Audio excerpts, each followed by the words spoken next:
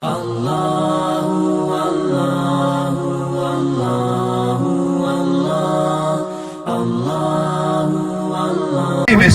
8, verset 32, vous connaîtrez la vérité vous affranchira. Mon co-débatteur a parlé de 42. On a compté ça, donné 41.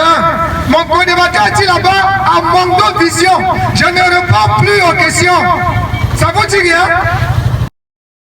Encore une fois de plus, nous sommes au Carrefour Grand Baobab. Nous retrouvons nos amis d'habitude. Nous sommes musulmans, nous sommes chrétiens, nous sommes athées, nous sommes différentes confessions et nous sommes venus ici pour écouter les différences entre les frères. Alors aujourd'hui, je suis en face de moi, voilà deux frères ici, chrétiens et musulmans. Comme vous connaissez déjà, c'est de ce côté-là, c'est M. Gédéon, un frère chrétien, et de l'autre côté, c'est M. Mohamed Jibril, un musulman, et en même temps un imam. Alors, le thème d'aujourd'hui, ça devait être uniquement sur les contradictions dans le Coran. Mais, vu que la semaine passée, on avait commencé avec la Bible et on n'avait pas fini, M. Gédéon n'avait pas répondu à certaines questions qu'on lui avait posées. Alors, on va revenir sur les questions pour finir la partie là et on continue avec le Coran, c'est-à-dire les contradictions dans le Coran. Est-ce qu'il y a des contradictions dans le Coran?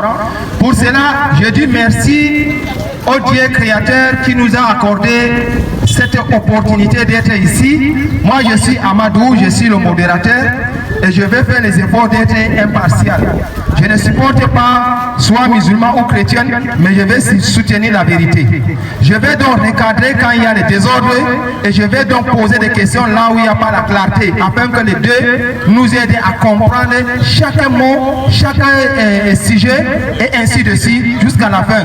Que le bon Dieu, le créateur des cieux et de la terre, de toutes choses, nous accompagne dans ce sens.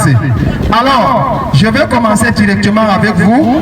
Est-ce que vous êtes d'accord avec le thème choisi par vous-même, la continuité ou bien la finition de la semaine passée concernant la Bible, les contradictions dans la Bible? Vous êtes prêts pour répondre à cette question? Ok.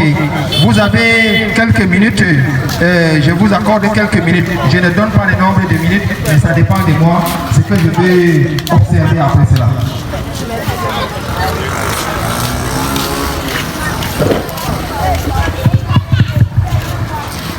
Bonsoir, bonsoir à toute la population du Grand Baobab. Bonsoir à tous les chrétiens du monde entier. Bonsoir à vous qui nous suivez dans les réseaux sociaux. Que le Seigneur Jésus-Christ, sa grâce et sa puissante croix demeurent sur vous. Que la compréhension d'ordre spirituel par le Saint-Esprit, qui est l'énergie vitale, l'énergie créatrice, soit votre partage. Je bénis toute la population du Grand Baobab et toutes les autorités qui nous ont accordé cette faveur, n'est-ce pas, de débattre dans ce carrefour, dans cet ordre de la contradiction religieuse, à savoir Bible et Coran. Alors que nous nous rassemblons encore en cet après-midi dans le but de comprendre certaines choses ou alors certains incompris dans la Bible ou que ce soit dans le Coran, je vous invite massivement à vous abonner dans la page TDR Cameroun, à liker, partager, taguer vos amis, commenter, donner vos avis, c'est très important. Je ne cesserai jamais de dire que nous ne serons jamais assez dans la famille, dans le groupe TDR Cameroun. Aussi nombreux que nous serons aussi longtemps que nous nous considérons comme nombreux dans le groupe, moi je pense que nous serons toujours assez moins nombreux. Alors que je prends cette parole, je ne manquerai de bénir le nom de notre Seigneur et Sauveur Jésus-Christ, qui nous donne encore la grâce d'être ici, qui me donne la grâce particulièrement de me tenir devant les gens, devant la population pour parler en son nom. Seigneur Jésus, parce que tu es celui-là qui m'a choisi pour une comme celle-ci en ce moment, j'invoque ta sainte présence là, ton esprit, afin que tu me conduises et que tu m'inspires, pour que les uns et les autres soient édifiés sur ta parole, soient édifiés sur la compréhension des choses d'ordre spirituel, et que la chair se taise en moi, afin que ton esprit prenne le total contrôle de ma langue et de mes lèvres. Seigneur Jésus, parce que tu es ici au milieu de nous, alors que tu dis que là où deux ou trois sont assemblés, tu es au milieu. Je sais que nous sommes plus de deux, nous sommes plus de trois, alors que tu es présent, je bénis ta sainte présence et je te prie de donner une écoute et de donner une compréhension accessible et salutaire à tous ceux-là qui nous écoutent. Alors que le modérateur me donne la parole, n'est-ce pas, de répondre aux précédentes questions qui m'ont été posées la dernière fois, j'aimerais d'abord rappeler à mes frères et sœurs ici que je suis chrétien, ou alors je suis représentant de l'ordre chrétien, mais je ne suis pas théologien, je suis métaphysicien, c'est-à-dire j'explique des choses d'ordre spirituel. Je forme dans l'ordre spirituel, mais je ne forme pas dans l'ordre théologique, parce que je ne suis pas un récitateur de la Bible. Je suis un pratiquant et je suis un enseignant de la pratique de la Bible. Je suis aussi chercheur, je suis ontologue. Alors, la question qui m'a été posée la semaine passée, à savoir, parce que mon frère ici, que j'affectionne bien, il s'appelle Joël, j'aimerais d'abord rappeler que Joël dans la Bible est un des prophètes les plus respectés, ayant, n'est-ce pas, prophétisé sur la venue matérielle de Jésus sur la terre. L'incompréhension de mon frère musulman ici sur le livre de Matthieu chapitre 1, n'est-ce pas, concernant la généalogie de Jésus, parce que selon eux, ils disent que la généalogie de Jésus a été tronquée ou alors a été à des contradictions. Mais j'aimerais rappeler que le mot contradiction signifie opposition. Le mot contradiction signifie une chose qui trouve son contraire. Mais lorsqu'on parle de généalogie et qu'on trouve une erreur, j'aimerais rappeler que ce n'est pas une contradiction, c'est une incompréhension. J'aimerais recadrer mes frères musulmans dans ce sens. Alors, je vais les aider à compter, parce que ici, mes frères musulmans ont un problème de comptabilité. Lorsque tu ne sais pas compter, ce qui est la chose la plus basique, je pense que tu ne peux pas débattre avec un homme spirituel. Moi qui traite les choses d'en haut, est-ce que tu peux débattre avec moi, toi qui vis dans la chair? Comptons tous ensemble. Matthieu chapitre 1.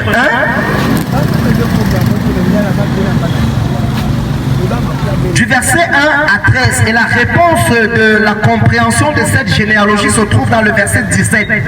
Parce que selon mes frères musulmans,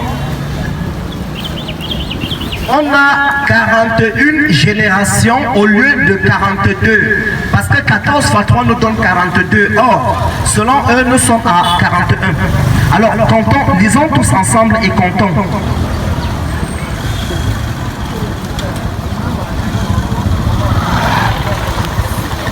Matthieu chapitre 1, du verset, on commence au verset 1. Généalogie de Jésus-Christ, sa naissance.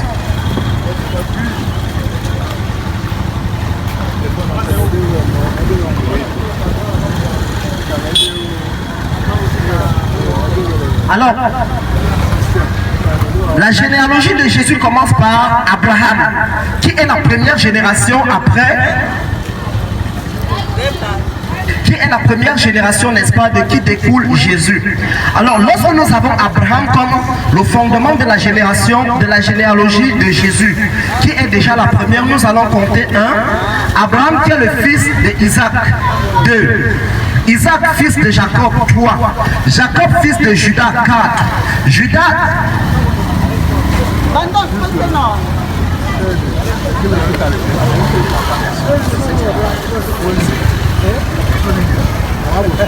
Permettez-moi s'il vous plaît, nous allons recommencer. Abraham, première génération 1. Abraham engendra Isaac, 2. Isaac engendra Jacob, 3. Jacob engendra Judas, 4. Judas et ses frères, 4. Judas engendra Tamar, 5.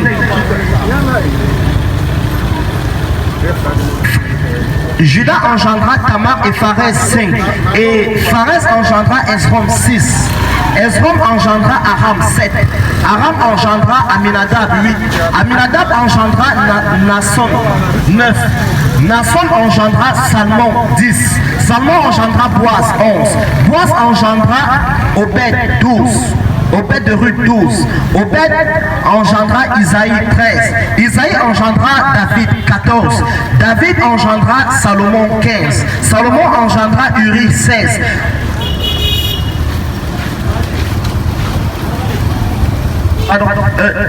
Salomon engendra Jéroboam, 16. Roboam engendra Abia, 17. Abia engendra Asa, 18. Asa engendra Josaphat 19. Josaphat engendra Joram 20. Joram engendra Osias 21. Osias engendra Joatam 22. Joatam engendra Achaz 23. Achaz engendra Ézéchias 24. Ézéchias engendra Manassé 25. Manassé engendra Amon 26. Amon engendra Josias 27. Josias engendra Jéconias 28 et Josias et ses frères 28.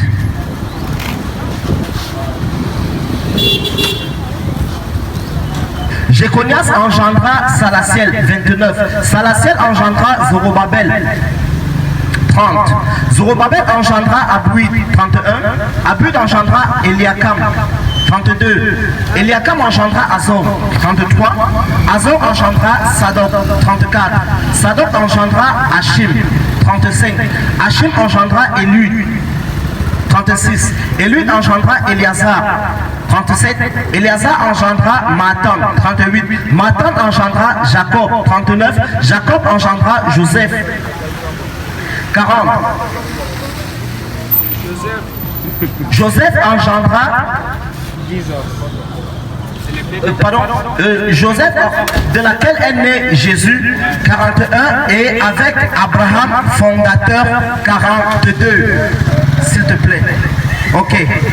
La compréhension maintenant est où? Là voici. Le verset 17. Attends une minute. Ou bien quelques secondes. Vous devez savoir que c'est ça l'objet de la semaine passée. C'était ça le sujet de la semaine passée. Donc il est en train de finir ce qui est passé la semaine passée. Il est en train de prouver ici que c'est 42 générations au lieu de 41 selon ce que son ami ou bien son frère a compté. Parce que la partie musulmane a compté 41, lui il avait dit que non c'est 42. Donc on veut savoir c'est 41 ou 42. Si c'est 41, où est une autre génération?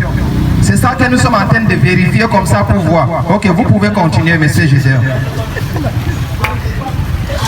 Ok. Alors, j'aimerais que mes frères ici, je ne sais pas si déjà la compréhension de la comptabilité est claire à ton entendement, mon frère Joël.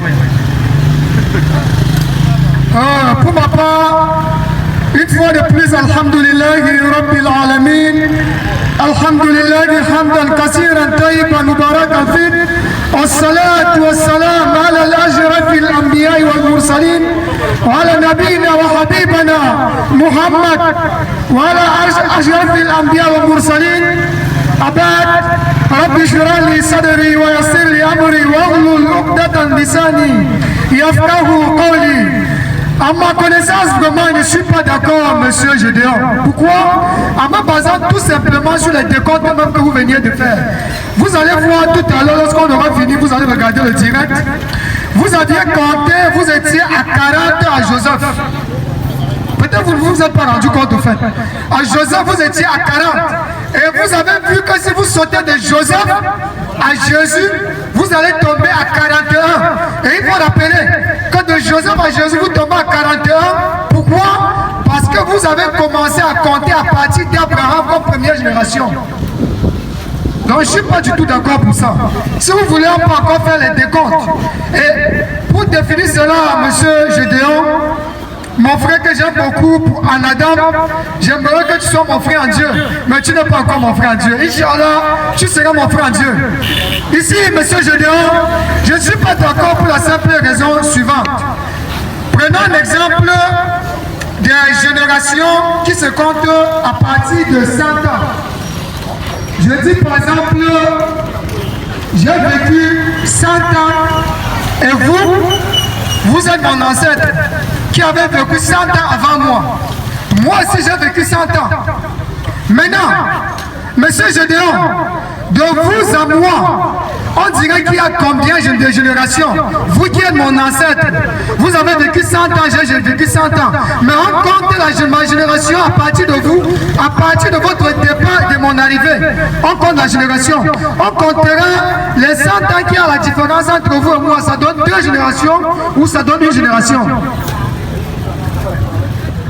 J'aimerais te dire que ton incompréhension est, excuse-moi, erronée.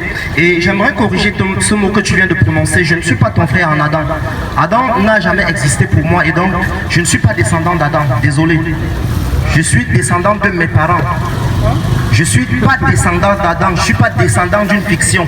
Tu vois? Alors, je suis descendant, si tu veux, de Dieu. Et toi, tu n'es pas en Dieu parce que Dieu ne te connaît pas et tu ne connais pas Dieu. Merci beaucoup, M. Gédéon. Continuons. Pour répondre à ta question, je vais donc te dire que pour parler de génération, il dépend simplement de la position sur laquelle tu te trouves. Et en plus, lorsque tu veux parler par exemple de génération, tu veux parler de 40e génération.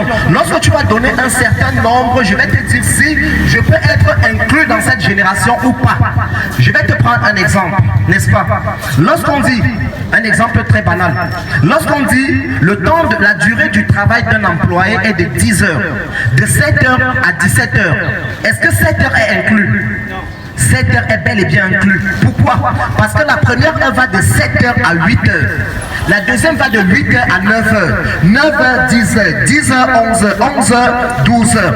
12 heures, 13 heures. 13 heures, 14 heures. 14 heures, 15 heures. 15 heures, 16 heures. 16 heures, 17 heures. Ça fait 10 heures de temps. Ça veut dire l'heure commence à partir du moment qui est pointé. Si donc le temps de travail est de 10 heures, partant de 7h à 17h, 7h est donc bel et bien inclus dans le temps. Ok, monsieur Gédéon, s'il vous plaît, monsieur Gédéon, je vais donc relire pour qu'on ne tombe pas dans l'erreur alors qu'on va en continuer. La même le verset 17 de Matthieu chapitre 1.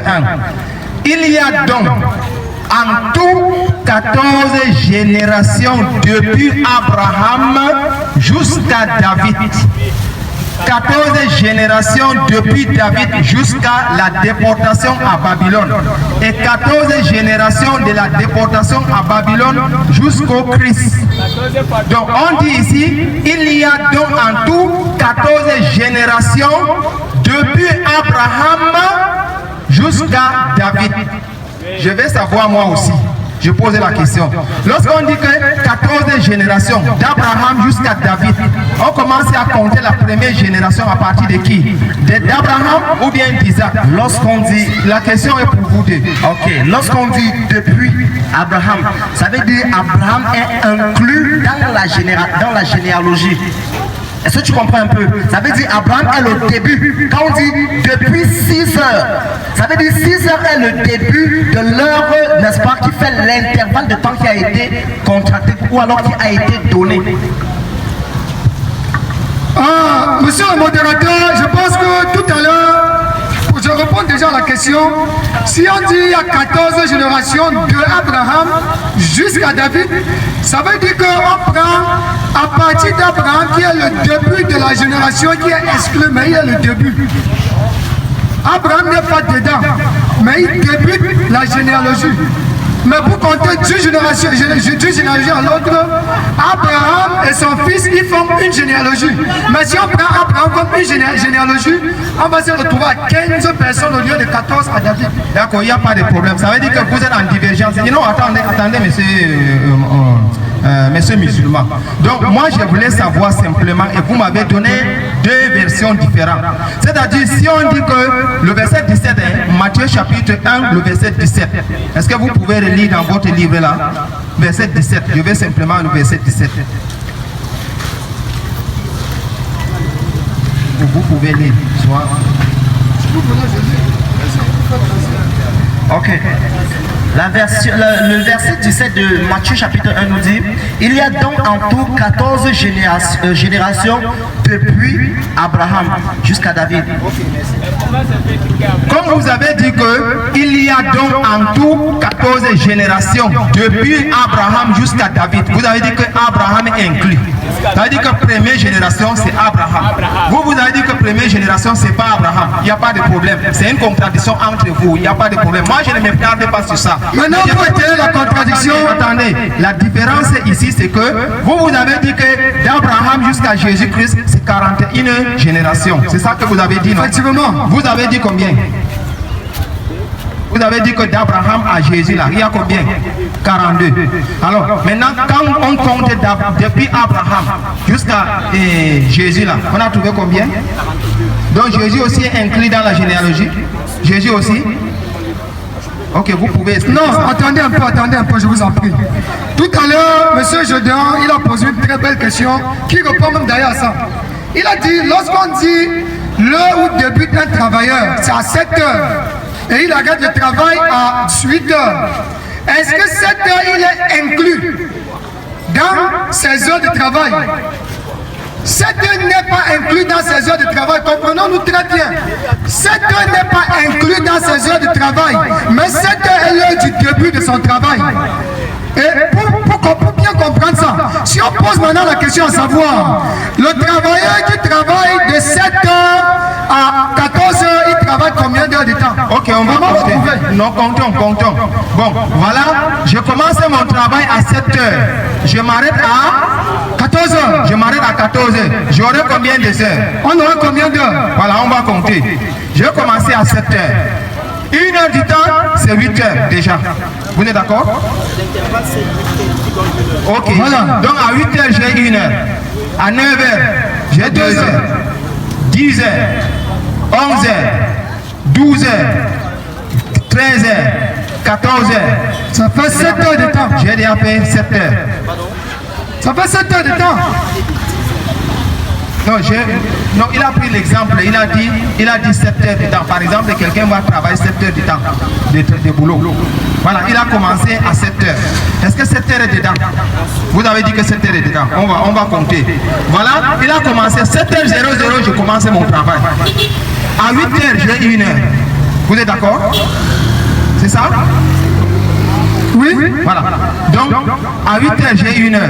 9 heures, 10 heures, 11 heures, 12 heures. Sans aller très loin, monsieur le modérateur, excusez-moi. 14 heures, j'ai 7 heures de temps. Excusez-moi, je vous en prie. Si on dit déjà, si lui il est d'accord sur le point suivant, hein? Si lui il est d'accord sur le fait que de 7 heures à 8 heures font 1 heure, ça veut dire qu'en réalité 7 heures n'est pas inclus. Pourquoi? Parce que si on dit de 7 heures à 8 heures, ça fait 1 heure. Puisque si vous dites que vous devez compter 7 heures, ça veut dire qu'à 7 heures que vous commencez le travail, vous avez déjà fait 1 heure de travail. Bon, pourtant ça ne donne pas. Bon, maintenant, allons-y. Moi, je vais vous aider à donner l'éclaircissement à tous ceux qui sont là. Voilà, merci, c'est ça. Ok, 7h, 8h, 1h du temps, nous sommes debout. C'est ça. Monsieur Gédéon, il n'y a personne qui va s'échapper entre vous là, parce que tout le monde est là. On vous écoute sérieusement. Vous avez dit, quand je commence mon travail à 7h, 7h est déjà dedans. D'accord, je vais aller avec votre logique là. Maintenant, j'arrête le travail à 14h. J'aurai combien de heures? J'ai commencé 7h. Voilà 8h, j'ai 1 heure. 9h, 12h, 9h, 10h, pardon. 11h, 12h. 13h, 14h, j'ai déjà mis 7 heures du temps. N'est-ce pas? Pensez qu'il n'y a pas d'erreur dans la Bible. Et qu'à la fin des comptes, je me rends compte que dans les comptes, il y a erreur. Directement, je doute désormais sur la Bible. C'est qu'elle n'est pas la parole de Dieu. Elle n'est pas sainte comme on a dit qu'elle est sainte. D'où mon salut de c'est qu'il est basé sur la Bible, mon salut en danger. Tu comprends ça? Maintenant, je te lance. Tu nous as pris l'exemple d'un travailleur qui travaille de 7 heures. Tu as dit 8 heures. Je laisse maintenant ton exercice, s'il te plaît. Laisse-moi finir, monsieur Gédéon, s'il te plaît. Monsieur Gédéon, laisse-moi parler. Monsieur, pardon, dans ce cas, je vais vous amener dans mon rythme. Non, on va finir avec ça là dans quelques minutes. Laissez-moi, je vais compter moi-même. Je vais intervenir, je vais compter moi-même. Parce que moi, je veux que vous comptez et on voit les nombres, ça va, on laisse comme ça, on passe sur ça. Voilà un tableau ici que je vais commencer à compter. Mais c'est... Non, il va se référer à ça. Lui-même, il avait compté. Et je vais reprendre seulement les comptes. Il a dit qu'Abraham est dedans. Je suis d'accord avec lui. S'il veut, il dit que Jésus même est dedans. Je suis d'accord avec lui. On va compter. Je vais compter. Première personne, c'est Abraham. S'il vous plaît, ceux qui sont là, aidez-moi à compter. Quand j'appelle un nom, vous pliez les doigts. Abraham, Isaac, Jacob, Juda, Parès. Attendez, recommencez. Ok. Isaac, 2, Jacob, 3, Juda, 4, Pares, 5, Esrom, 6, Aram, 7, Aminadab, 8, ou bien Aminabab. Nasson, 9, Salomon, 10, Boz, 11, Jobed, 12, Jessé, 13, David. 14. Bon, ici on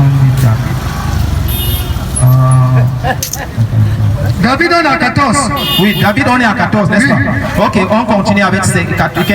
Salomon, 15, Roboam, 16, Abia, 7, Asa, 8, Josaphat, 19, Joram, 20, Ozias, 21, Zotan, 22, Achaz, 23, Azésias, 24, Anassé, 25, ou bien Manassé, Amon, 26, Josias, 27, Éconia, ou bien Jéconia, Salatiel, 29, Jérobabel, 30, Abiou, 31, Eliakim, 32, Azor, 33, Sadok, 34, Hakim, 35, Eliou, 36, Eliazar, 37, Matan, 38, Jacob, 39, Joseph, 40, Jésus. 41.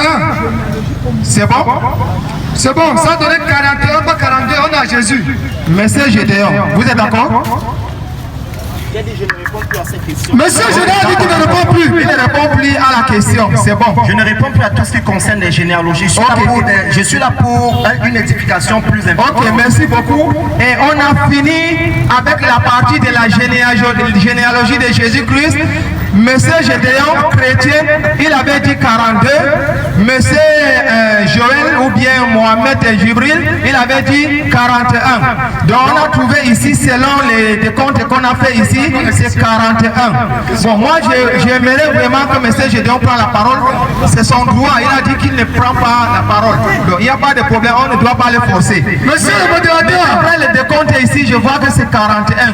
Moi je ne suis pas de débatteur. Je laisse comme ça. Monsieur le modérateur. Oui, monsieur. Jean 8, verset 32. Vous connaîtrez la vérité vous affranchira. Mon co-débatteur parlait de 42. On a compté ça, donné 41. Mon co-débatteur dit là-bas, à Mongo Vision. Je ne réponds plus aux questions. Ça vous dit rien? Ça vous dit rien? Ok, il n'y a pas de problème. Monsieur Timba, vous pouvez faire un programme avec nous et vous pouvez venir. Et le moment des questions-réponses, vous aurez la parole, s'il vous plaît. Non, s'il vous plaît, vous aurez la parole, il n'y a pas de problème. Tout le monde va poser la question. Est-ce que monsieur Gédéon peut répondre à cette question? La question est très simple. C'est juste une question de version de la Bible qui n'a pas mentionné l'âge de Saül. La version TBS de la Bible, c'est vrai, je ne l'ai pas téléchargée, mais vous qui nous écoutez, n'est-ce pas, à partir des réseaux sociaux et vous qui êtes là présents, la Bible nous dit dans 1 Samuel chapitre 13 au verset 1 que Samuel avait 30 ans lorsqu'il a commencé à régner sur Israël. C'est l'âge exact de Saül lorsqu'il a commencé à régner sur Israël. Ok, est-ce que vous comprenez sa réponse? Il a dit qu'il n'a pas eu la version qui donne l'âge de Saül ici. Mais les Bibles que nous avons ici, c'est quelle Bible? Ça c'est quoi? Ça c'est lui second. Ça c'est lui second. Ça c'est quoi? Ça c'est le monde nouveau. Ça c'est monde nouveau. Ça c'est monde nouveau aussi. Il y a encore lui second ici. Bon, ça veut dire que nous avons seulement deux versions de la Bible ici, ou bien deux traditions de la Bible ici.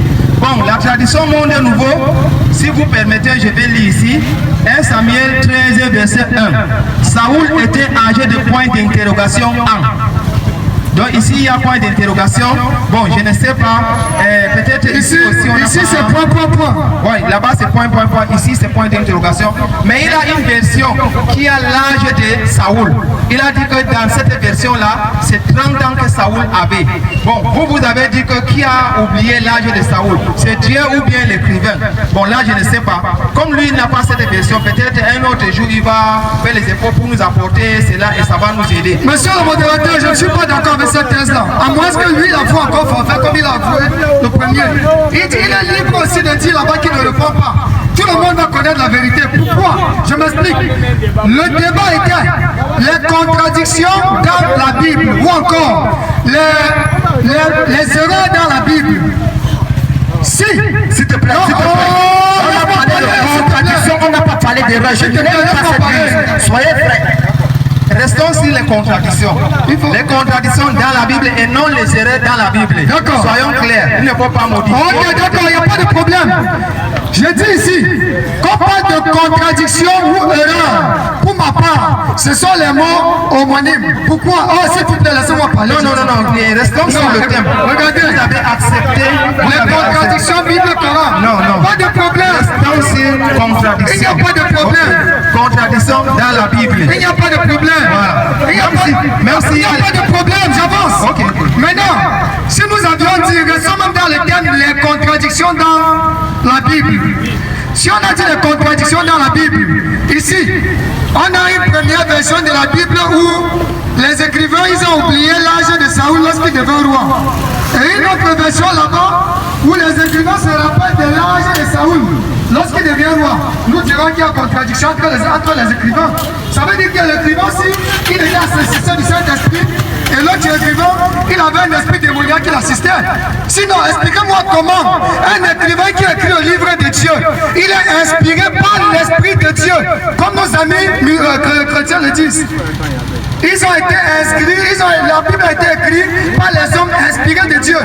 Expliquez-moi comment un homme inspiré de Dieu, il oublie l'âge d'un roi, alors qu'il devient roi. Et plus tard, lorsqu'on arrive devant, on se retrouve avec le même verset.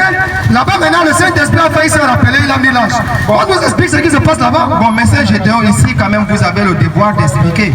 Parce que c'est vous qui avez parlé de version qui a l'âge de 30 ans là. C'est vous qui avez dit ça. On n'a pas ça ici, mais c'est vous qui avez dit. Ça veut dire que vous avouez et vous acceptez l'âge de 30 ans. Je vous en prie, monsieur le modérateur et tous ceux-là qui nous écoutent. Lorsque quelqu'un ne comprend pas les choses de la terre, il ne peut pas comprendre les choses d'ordre spirituel. Merci. Monsieur, mon ami Gédéon, mon frère en Adam. Je te rappelle encore, s'il te plaît. Oui. Voilà mon frère en Christ. Non, tu es mon frère en S'il te Adam. plaît, permets-moi de parler, s'il te plaît. Voilà mon frère en Christ. Tous ceux qui sont chrétiens et qui sont en Jésus sont mes frères en Christ. Si tu n'es pas en Jésus, tu n'es pas mon frère. Sois dans la chair. Je ne suis pas frère dans Adam. Je ne suis pas, s'il te plaît. Ne me dis pas, ne m'impose pas ce que je t'ai dit, je ne mange pas ça. Ne me dis pas c'est dans mon ventre. Alors, s'il te plaît, respecte ce que je mange. Je t'ai dit, je ne mange pas ça. C'est Jésus qui était mon frère en Dieu. Ok. Maintenant, avançons.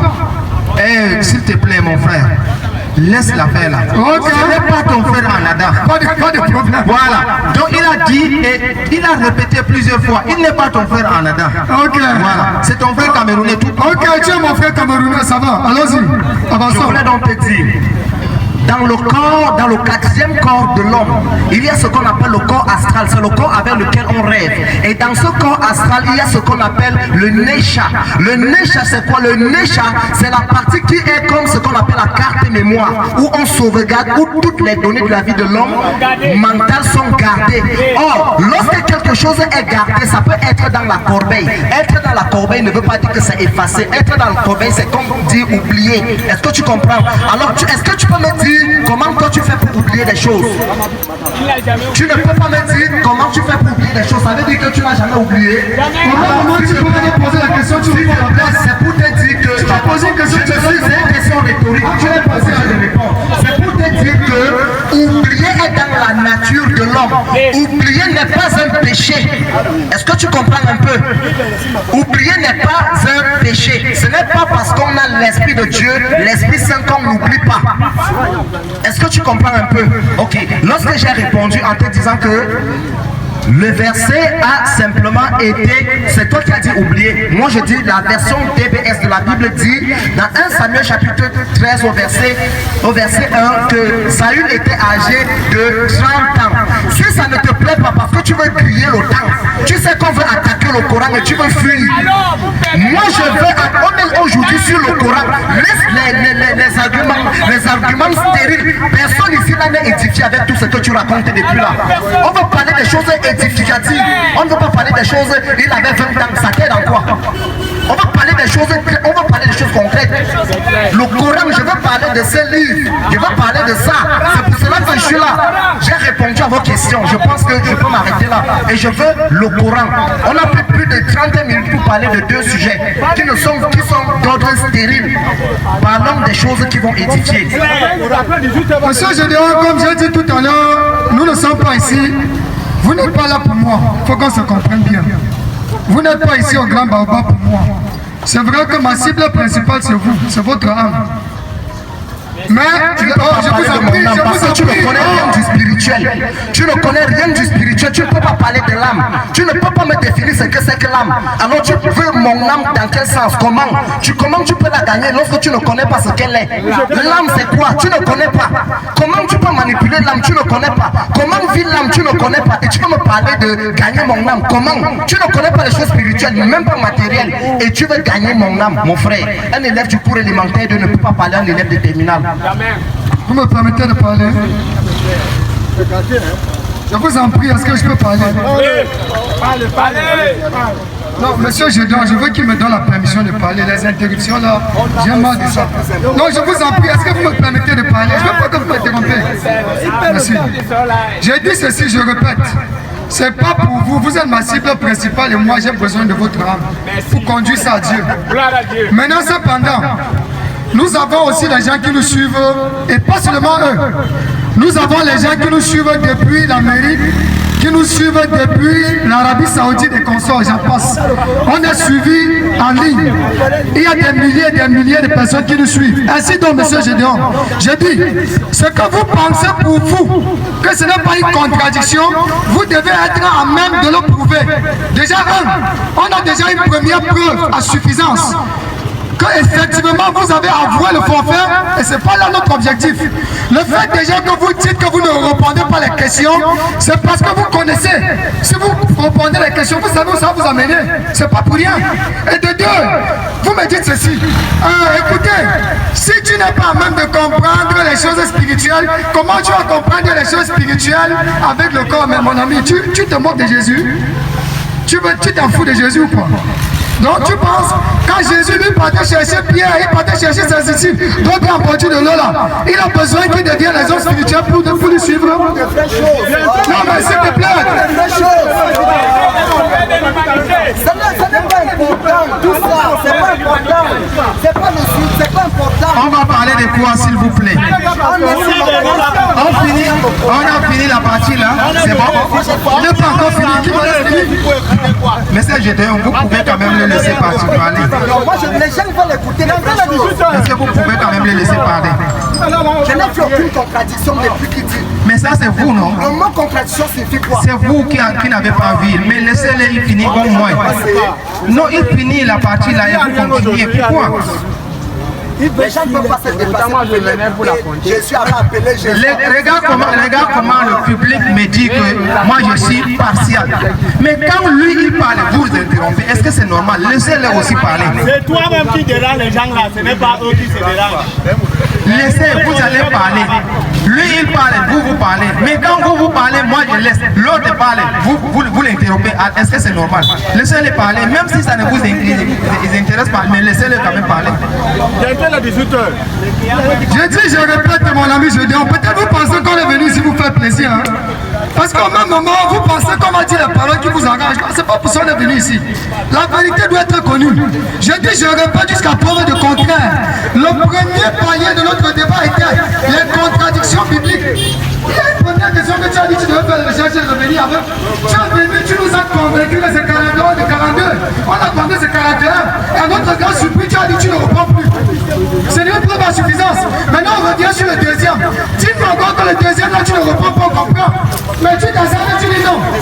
Tu t'assailles, tu viens nous dire non. Je ne comprends pas. Comment est-ce que vous voulez comprendre les choses spirituelles avec la chair?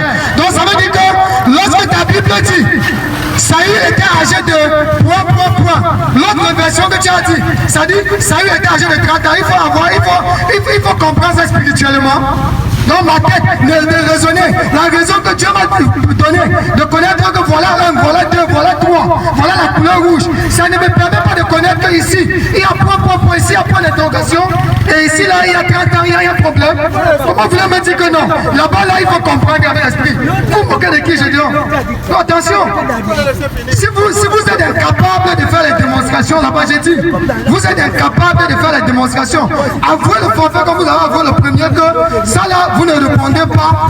On comprend, nous tous, on avance. C'est clair que ça. On peut avancer.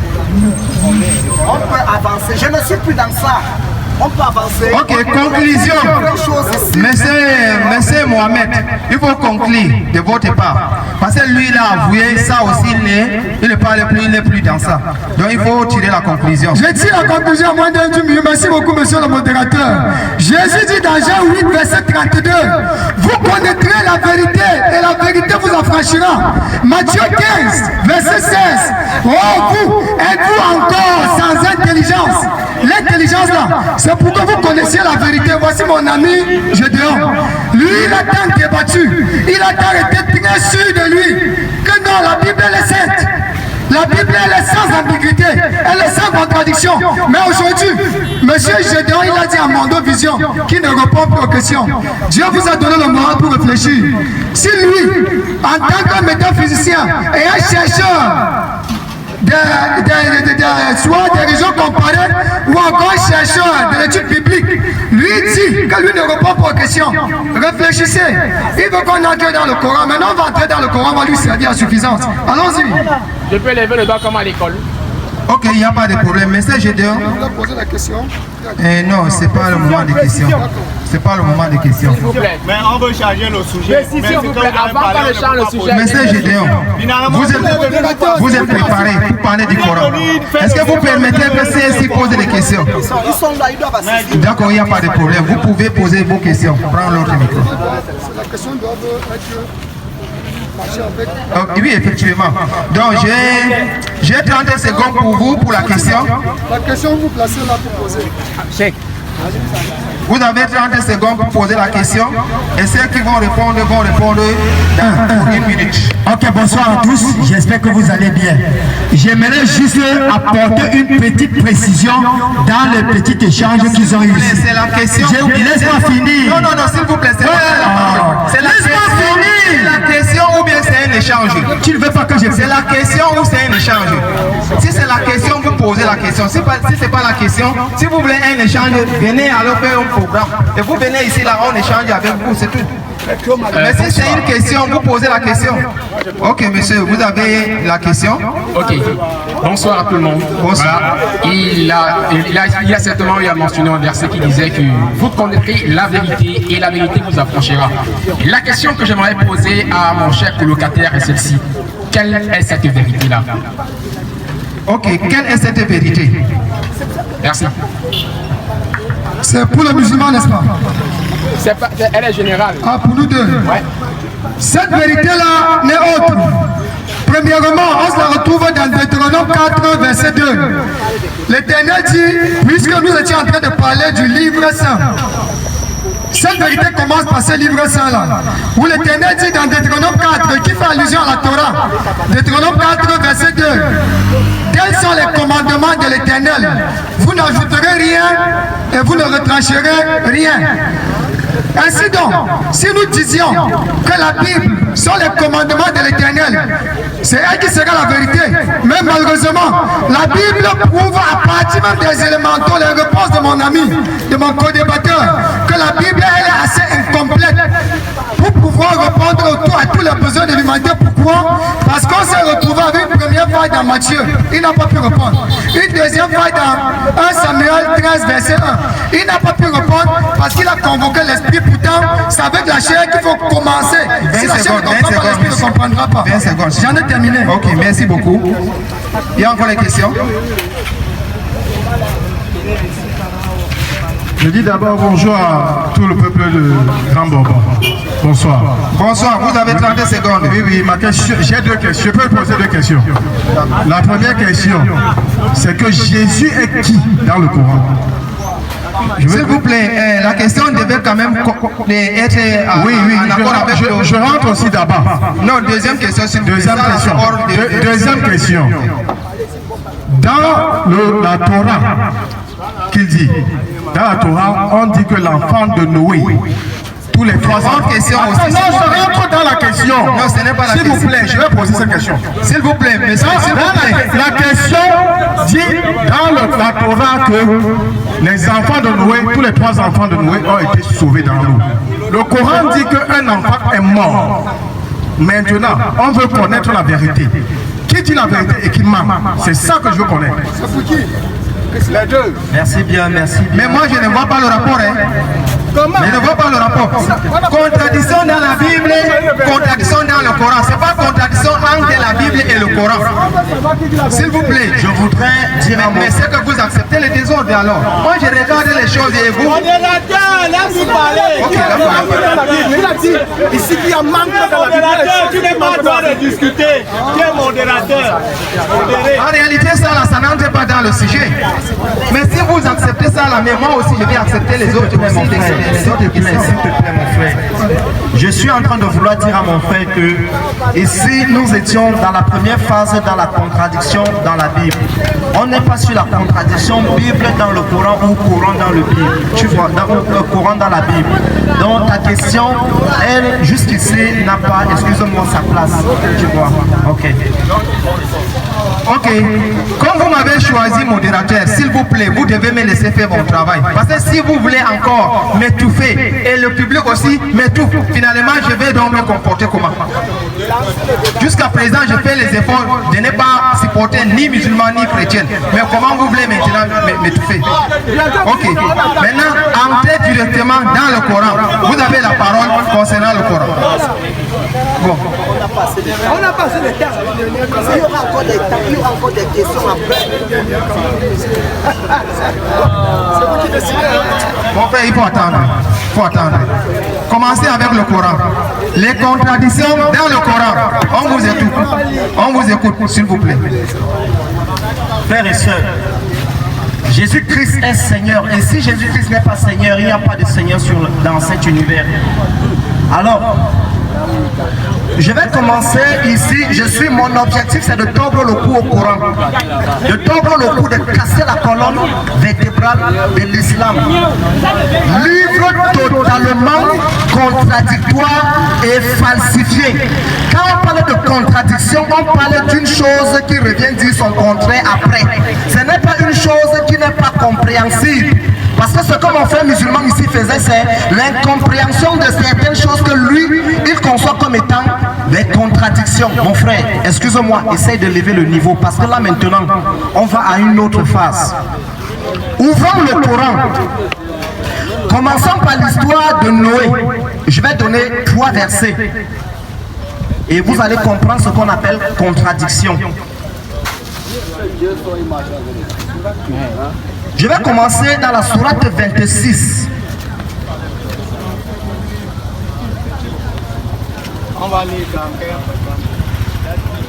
Sourate 26. Le verset 170 à 171. Je suis déjà à la page, je vous aide avec la lecture. Nous le sauvâmes alors lui et toute sa famille. Ici, Allah est en train de dire qu'il a sauvé Noé et toute sa famille. Allah dit qu'il a sauvé Noé et toute sa famille. Sourate 54, verset 34.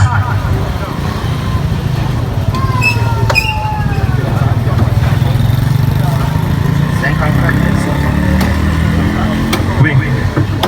Sourate 54, verset 34. Allah, est-ce que tu as vraiment sauvé Noé et toute sa famille? Réponds encore. Il dit, nous lâchâmes sur eux un ouragan excepté la famille de Lot. C'est l'histoire de Lot. Ici, Lot, Allah, Dieu des musulmans, est en train de dire qu'il a sauvé toute la famille de Lot. Mais maintenant, on lui repose la même question. Il revient dire, il a sauvé tout le monde, excepté la famille de Lot. Mon frère, voilà le Coran, 10 livres saints. Troisième fois, Allah, qu'est-ce qu'on va choisir entre les deux premiers avis? Troisièmement, Allah répond encore à la même question. Sourate 7, verset 83.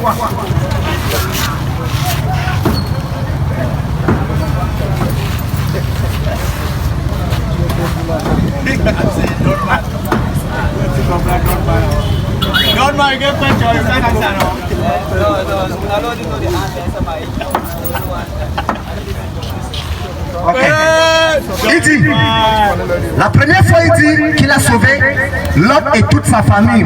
La deuxième fois il dit qu'il n'a pas sauvé toute la famille de Lot. Troisièmement, qu'est-ce qu'il dit? Or, nous l'avons sauvé, lui et sa famille, sauf sa femme. Mon frère, vraiment, lui il nous a demandé de raisonner avec le mindset. Mais ici, qu'est-ce qu'on va accepter d'Allah? Voilà ce qu'on appelle contradiction. Il a dit, Allah a dit, Surat 26, verset 171, il a sauvé toute sa famille. Dieu a sauvé toute la famille de l'autre. Deuxièmement, tu vas parler. Explique les deux suivants. Deuxièmement, Allah, est-ce que tu as sauvé toute la famille de l'autre? Il dit, j'ai sauvé tout le monde, sauf la famille de l'autre. Allah, dis-nous vraiment qu'est-ce qui s'est passé. Troisièmement, j'ai sauvé tout le monde, sauf la femme de l'autre. Vraiment, Allah, explique-nous qu'est-ce qui se passe dans ta tête.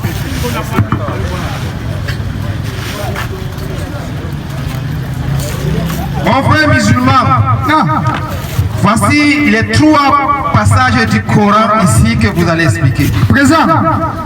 Surah 54, verset 34. Je préfère que lui-même il donne l'ordre des sourates.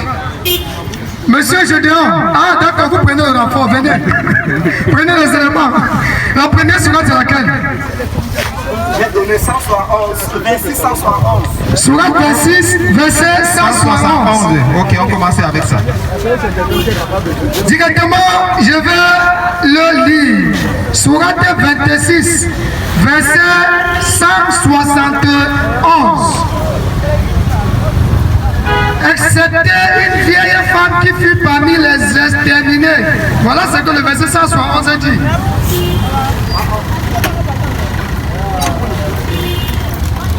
C'est une erreur. Vous avez dit sourate? Sourate 26, verset 71. 171. Ah, 171. Attends, aidez-moi à lire là-bas, s'il vous plaît. 170, 170. Ah, d'accord. 170, 171, c'est la nuit et le jour. Alors, doucement, doucement, mon ami. Sourate 26, verset 170.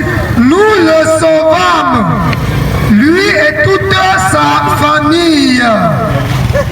Sauf une vieille parmi les exterminés. Une vieille qui fut parmi les exterminés. Sauf une vieille parmi qui fut parmi les exterminés. 54, 34. Sourate 54, verset 34.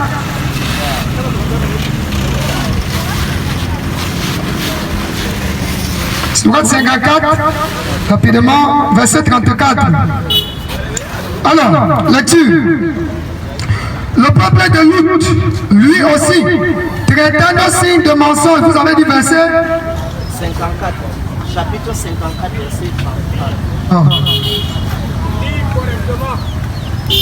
Nous déchaînâmes contre lui une tempête de pierre dont ne fut épargnée que la famille de Lot à la pointe de l'aurore. Monsieur Gédéon, dis-nous où se trouve la contradiction. Sourate 54, verset 34, le voilà, peut-être vous ne voyez pas bien, le voilà. Alors, nous déchaînâmes contre lui une tempête de pierre dont ne fut épargnée que la famille de Lot à la pointe de l'aurore. Alors, la première fois, il a dit quoi? La première fois, il a dit qu'il a sauvé tout le monde. Mais ici, il dit sauf la famille de l'autre. Qu'est-ce que le mot excepté veut dire sauf? C'est le frère. Il lève le niveau. Je t'ai dit, c'est pour briser la colonne. Excepté veut dire sauf. Tu veux fuir? Il dit j'ai sauvé tout le monde. J'ai sauvé toute la famille de l'autre. Mais ici il vient dire j'ai sauvé tout le monde excepté la famille de l'autre. C'est le français, c'est pas moi. C'est les musulmans qui ont fait la traduction. Tu vas rire jusqu'à pleurer. Allons encore. Non, on n'est pas encore. On n'est pas pressé. Nous non, on ne répond plus. Tu ne dois jamais voir ça chez avec le musulman. Inch'Allah. Non, ne t'inquiète pas. Le but n'est pas de citer une pléthore de versets.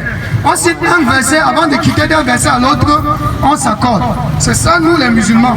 On n'est pas là pour faire de la comédie. Je dis, je répète, écoutez très bien le français. Je vous en prie. Peut-être que tu veux que je dise en arabe. Mais si elle est en arabe, tu ne dois pas comprendre.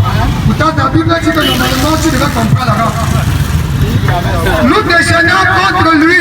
La Bible dit ça.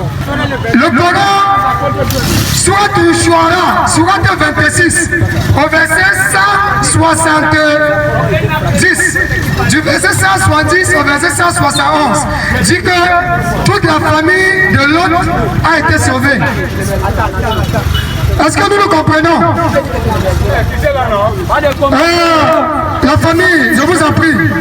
Il faut s'il vous plaît, monsieur Timba, si vous voulez causer avec les autres, vous pouvez vous reculer un peu derrière, pardon. Ok. Merci. Surat Shuara, Surat les poètes, au verset 170, du verset 170 au verset 171, Allah subhanahu wa ta'ala dit là-bas dans la version traduite qu'il a sauvé Lut et sa famille. Maintenant, mon ami est en train de me ramener à Surat la Lune, au verset 34, pour me dire qu'il y a contradiction. Écoutons très bien le français. Le précédent verset, Allah a dit qu'il a sauvé Lut et sa famille, d'accord? On va maintenant lire, écoutons très bien le français, parce qu'apparemment mon ami, tu es un docteur, mais peut-être qu'on va rentrer à la cible. Écoutons ça très bien. Non, monsieur Gédéon, doucement, faut te calmer. Nous déchaînons contre lui. Lui c'est qui? Contre Lut. Non? Nous déchaînons contre lui. Ah non, excusez-moi. Bon, je vais lire. Nous lâchâmes sur eux un ouragan, excepté la famille de l'ordre que nous sauvons avant l'aube. Je pose la question là-bas, monsieur le modérateur. Deux questions. Eux là-bas mis à la place de qui? La famille de l'autre. C'est mis à la place de qui? Reportez d'abord. On va voir s'il y a contradiction. Je répète encore la lecture. Nous lâchâmes sur eux, nous lâchâmes sur le peuple de l'ordre. Nous lâchâmes sur eux. C'est le peuple de l'ordre qui a lâché la tempête. Ok, un ouragan, excepté, voilà l'exception. La famille de l'ordre. Ça veut dire que la tempête, l'ouragan a pris la famille de l'ordre? Non. Ça vient confirmer le verset que mon ami a donné pour simuler la contradiction. Mais malheureusement, il y a l'endochine babouche qui se joue derrière dans sa tête. Mais la vérité va se connaître. Là, on continue. C'est ça, non, c'est toujours ça. On va continuer. C'est 83. Vous voulez suivre? Notre souci est le suivant. Le problème, c'est que M. Gédéon, quand tu donnes les versets, j'aimerais que tu lui laisses aussi un peu du temps d'expliquer. La même chose de toi aussi, je suis obligé de te laisser aussi expliquer quand tu veux expliquer. Parce que quand tu lui donnes peut-être 30 secondes à expliquer, peut-être il ne peut pas expliquer dans 30 secondes. Ok, bon, vous avez mentionné ici Surat 54, le verset 36, que nous avons lu ici. 34, pardon, que j'ai déjà lu ici. Et monsieur le modérateur, je rappelle que la Surat 26, verset 170 et la Surat 54, verset 34, aucune contradiction. Parce que tous les deux sont en train de dire. Que la famille de l'homme a été sauvée.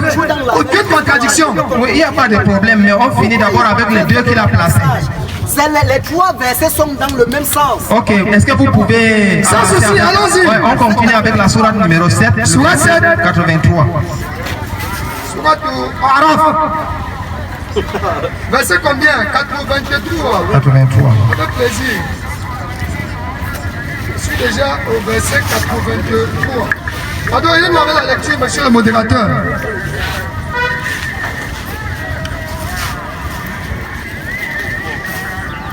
Ok, le verset 83 dit: Or, nous l'avons sauvé, lui et sa famille, sauf sa femme qui fut parmi les exterminés. Non. Nous sauvons l'autre Nous sauvons Lut et les siens. Lui et sa famille, sauf sa femme qui fut parmi les exterminés. Le même verset revient. Nous sauvons Lut et sa famille, excepté sa femme qui fut exterminée. Il faut que nous nous comprenions très bien. Mon ami, je lui ai appelé tout à l'heure mon frère en Adam. Non, laisse, ne perdons pas le temps, s'il vous Il y a plaît. malheureusement un lien avec ça. Regardez le lien. Je lui ai appelé mon frère en Adam. Lui, il a dit non. Adam, ce n'est qu'une invention. Adam n'a jamais existé. Il n'est pas mon frère en Adam. Il faut comprendre, mon ami Gédéon. Lorsqu'on parle de la famille, nous avons ce qu'on appelle la famille spirituelle. Nous avons ce qu'on appelle la famille charnelle. Tu comprends ça? Dieu, lui, il est en train de parler ici de la famille spirituelle de Lut et non de la famille charnelle. La femme de Lut, elle est de la famille charnelle de Lut, mais elle n'est pas de la famille spirituelle. Dieu dit qu'il a sauvé la famille spirituelle de Lut. C'est pour cette raison, le même précepte s'applique. Le même précepte, il s'applique à Noé. Lorsque on appelle ça comment? Lorsque le déluge de Noé, il était en train de monter. Son fils, il a recommandé à son fils d'entrer dans la barque avec lui. Son fils, lui, il a dit non, papa, je vais aller me réfugier sur la montagne. Quand l'eau va venir, ça ne doit pas me toucher. Lorsque l'eau était en train de monter, Noé voyait l'eau monter. Qu'est-ce qu'il a dit? Il a dit, oh mon Dieu, sauve mon fils, il est de ma famille. Qu'est-ce que Dieu a répondu? Il n'est pas de ta famille. Ta famille sont ceux qui te suivent. Tu comprends ça? Donc on parle là de la famille spirituelle et non de la famille charnelle, mon ami. Et où que les montagnes sont créées en 4 jours. Je vais relire. Renierez-vous l'existence de celui qui a créé la terre en 2 jours? Qu'est-ce qui a été créé en 2 jours? La terre. Continuons. S'il te plaît. C'est pas toi qui... Non, vas-y, on écoute. Et lui donnerez-vous des égaux? Non, allez-vous lui donner le fils de maman Marie comme C'est lui qui a fermement fixé les montagnes au-dessus de la terre qui est créée en 2 jours. Il a déjà créé la terre en 2 jours. Après, maintenant, il vient fixer les montagnes sur la terre qui existait déjà. Et lui a donné des ressources alimentaires en 4 jours. Continue, s'il te plaît. Bon, pour qu'on comprenne facilement le verset, moi je vais simplement qu'on rassemble les versets 9 et 10 là. On va voir maintenant la durée de quoi? La durée de quoi en tout égale durée là? La durée de quoi? Je vais vous dire. Ok, La terre a été créée en combien de temps? Ok, on a déjà assez lu ce verset. Lisons le verset du chapitre 7. Non. S'il te plaît. D'abord ça, finissons avec ça. S'il te plaît. On finit avec ça. Les deux sont associés parce qu'ils sont contradictoires. On finit avec ça. Ici pour parler de la contradiction. Mais c'est Gédéon. On avait dit que quand on commence avec un verset, on finit la compréhension. Si on n'a pas trouvé l'intérêt d'entendre sur le verset, on peut passer. Moi, ma question que j'ai posée, j'ai dit que en 4 d'égale durée là, c'est les œuvres de quoi? Les œuvres des montagnes et non les œuvres de la terre. La terre c'est 2 jours. La terre c'est 2 jours. Et il a fixé les montagnes. En 4 jours. Et les ressources alimentaires en 4 jours. En 4 d'égale durée. Oui. Il a dit en 4 d'égale durée. Oui. Mais moi je vais comprendre, n'est-ce pas? Oui. Comme vous avez lu là, moi je vais comprendre en 4 d'égale durée les œuvres de quoi? Le travail de quoi? Les 4 d'égale durée, les œuvres des montagnes. Ah, c'est uniquement pour les montagnes. Il a créé, s'il te plaît. Voici la compréhension saine. Oui, c'est ça. J'ai créé la terre en 2 jours. Oui. Après, j'ai créé les montagnes et toutes ces ressources alimentaires en 4 jours d'égale durée. Ok, maintenant vous avez dit quoi? Je demande tout ce qu'il a dit là. Les choses vont être claires. Je relis. Et s'il faut même je lis en arabe, mais c'est moi que je ne dois pas comprendre l'arabe. Il veut placer qui avait l'arabe. Oh non! Calme-toi! Monsieur Gédéon! Oh! Moi je vais t'amener à la mosquée. Sourate 41, verset 10. Qui a établi sur la terre des montagnes, des piliers, et qui l'a béni, point virgule. Qui y a de parti, virgule. En 4 jours d'égale durée, les ressources reportant exactement aux besoins des êtres vivants. Il a reparti pour 4 jours les montagnes. Bon, d'après votre affirmation, est-ce que les 2 jours de premier pour la création de la terre entrent dans 4 jours ou bien c'est 2... C'est exclu, c'est 2 jours disproportionnés. Parce que les 4 jours, le but des 4 jours, ce n'est pas la création de la terre. Les 4 jours sont pour créer ça à la fin. Je relis, on écoute bien. en 4 jours d'égal les ressources répondant aux besoins des êtres vivants. Donc les 4 jours c'est pour créer les besoins répondant aux besoins des êtres vivants. Ça n'entre pas dans ce que lui va compter comme la création de la terre. C'est un petit peu comme si il dit. S'il te plaît, laisse-moi dessus. Prends l'exemple. Non, j'ai compris. C'est un petit peu comme si il dit. On appelle ça comment? Le pupitre. J'ai fait le pupitre ici en 3 jours. Oui. D'accord? C'est un exemple que je prends. Le pupitre ici, je suis un technicien. J'ai fait le pupitre ici en 3 jours. D'accord? Maintenant, je reviens par après pour embellir le pupitre. Je prends encore une journée pour embellir le pupitre. Est-ce que je vais compter une journée dans la création du pupitre dont j'allais mentionner précédemment? Bon, s'il vous plaît, excusez-moi pour aujourd'hui. On va arrêter comme ça et même sujet la semaine prochaine, on va encore revenir sur ça. Vous allez nous donner les différentes étapes de création de la terre et des montagnes, des ressources et du ciel, effectivement. Et vous allez nous dire aussi où se trouvait la fumée au ciel. Alors, le caméraman a une question. Si les deux se posent la question, alors on va aller à la mosquée. Oui, vous avez votre question. S'il vous plaît, la question qui encadre avec le sujet d'aujourd'hui. Oui, le sujet d'aujourd'hui. Est-ce que ça a le rapport avec... Ok, allez-y, allez-y. D'accord, allez-y. Bonsoir à tous. Bon, ma question s'adresse au frère chrétien. Il a l'habitude de dire Jésus-Christ est Dieu. Non, c'est pas ça le thème. Posez la question en fonction du thème. Il m'a autorisé de parler de la Bible. Je peux répondre à sa question. Il n'y a pas de problème. Si vous avez envie, ça va. Mon frère, sauf que la Bible te contredit. Si Jésus est Dieu, donne-moi le verset. Je répète, si Jésus est Dieu, donne-moi le verset. Je vais te donner le verset, n'est-ce pas? 1 Timothée chapitre 3, le verset 16. 1 Timothée chapitre 3, le verset 16. Qui dit: et sans contredit, le mystère de la piété est grand. Celui qui a été manifesté en chair, justifié par l'Esprit, vu des anges, prêché aux gentils, cru dans le monde, élevé dans la gloire. Ça veut dire, celui qui est Dieu s'est manifesté chair. Permets, je vais te donner des versets. Éphésiens chapitre 2. Ok, en tout cas, un seul verset de la Bible est déjà suffisant pour prouver que Jésus-Christ est Dieu. Ok, non, c'est déjà bon, c'est déjà bon. Vous allez simplement... Non. Et la semaine prochaine, peut-être tu vas encore demander la permission. Bon, le frère a une question aussi. Bonsoir à tous déjà. Bonsoir. Rapidement, s'il vous plaît. Moi, c'est pas une question.